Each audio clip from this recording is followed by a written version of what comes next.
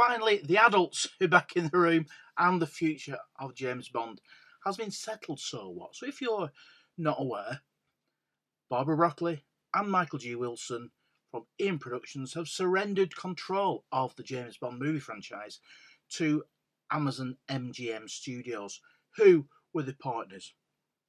The backstory to this, Eon Productions, who had the rights to the James Bond film series, Albert R. Broccoli, Harry Saltzman. Harry Saltzman wanted to sell, wouldn't sell to Broccoli in the 70s, sold to United Artists. United Artists get bought by Sony and blah, blah, blah, blah, blah, MGM. And now it's owned by MGM, Amazon MGM Studios.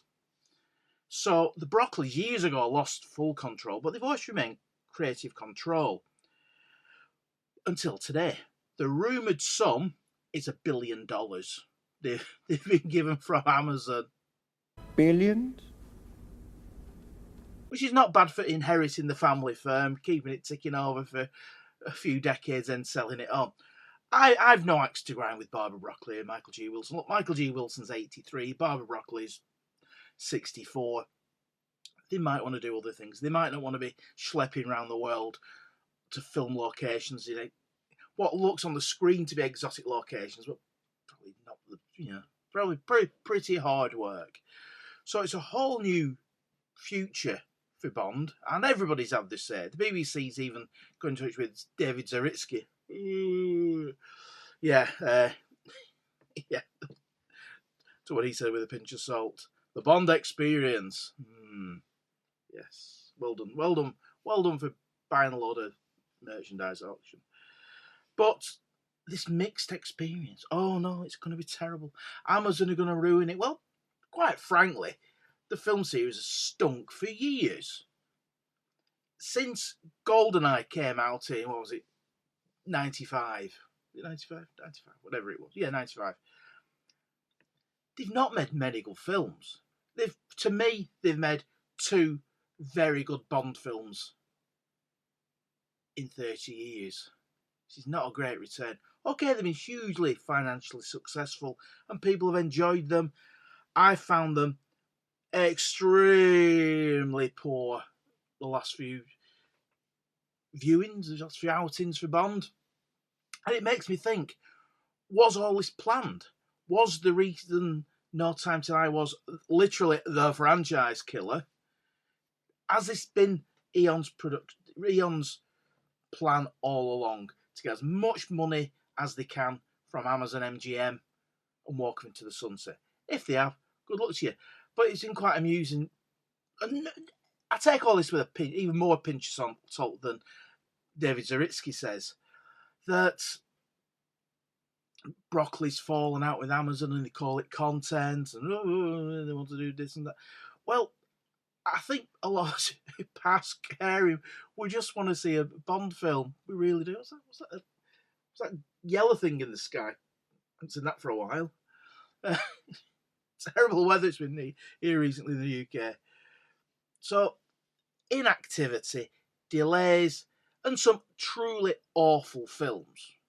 And again, when the Bond film series follows others, it suffers. I'm currently grinding my way through all the Bond films. I've got as far as Live and Let Die, where they started following things. So Live and Let Die is following the blaxploitation craze. Man with a Golden Gun followed the martial arts movie phase. And both are seen to be lesser entries. Moonraker definitely followed Star Wars, and that's a Bond film hated by a lot of fans. I like it because it was the first one I saw at the cinema. That's just pure nostalgia for me. So when they follow, it's not as good. When they lead the way, that's when they hit the mark. So don't forget, I'm reviewing all the Bond films. If you want to look at the playlist, I'll put a link to the playlist in this video.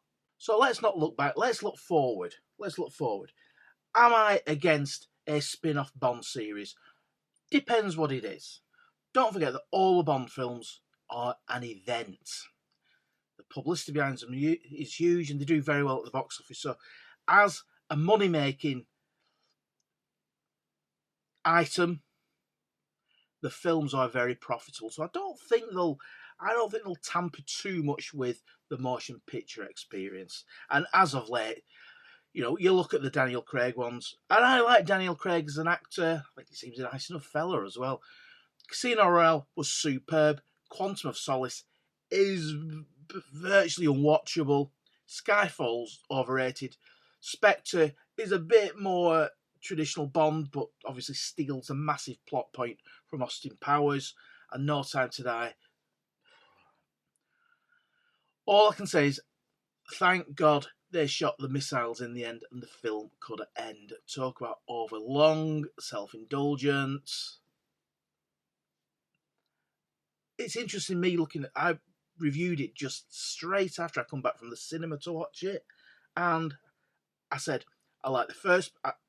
It's all right. I hate the first part and I hate the last part, and I bought it on 4K Blu-ray. It looks beautiful. The Atmos soundtrack sounds great, but it's just so spun out. It's just so overlong, needlessly overlong, plodding, with this awful plot. So, Eon ain't done too well of late. They did alright with Pierce Brosnan era, apart from Die Another Day, which now has kind of got its charm back for being an extremely silly Bond film. GoldenEye was excellent. Tomorrow Never Dies, very good. I'm like, The World Is Not Enough. Pierce Brosnan says he can't remember the order they come in. It's alright. So, it's been very plodding, very underwhelming. They've made some real stinkers. Everybody's favourite. Bond is my favourite film franchise, and they've made some absolute clunkers. Some two absolute appalling films. That's my opinion. A lot of people totally love the Daniel Craig story. Oh, good on you. But I find it's just so devoid of being entertaining anymore that whoever owns it, a new start's needed. Personally, I would like James Norton to be 007. Fantastic actor. My wife said he looks the bit as well. Theo James as well. I thought he was great in The Gentleman, and he's got the voice. And again, my wife endorses good looks. She's a good judge of these things, apart from when she met me. As for a TV show, well, 007 Road to Millions was awful. It was unwatchable. A load of hapless randomers thrown into situations to try and work out some puzzle. It was really dull. Now, I quite like the travel aspect to it, and maybe a Bond travel series. Look, going to some of the old locations and reminiscing what they're like now. I definitely watch that, and that could be good. I really could. I've had some ideas about that. So, since everybody's having this set, I'm going to talk about that in another video. TV series, I wouldn't like the main focus to be a TV series. Spin-offs, would it dilute the main character? I really don't know. A Miss Moneypenny spin-off would not interest me that much. Maybe an older Bond, what he did in the war, something like SAS Rogue Heroes, that'd be really good.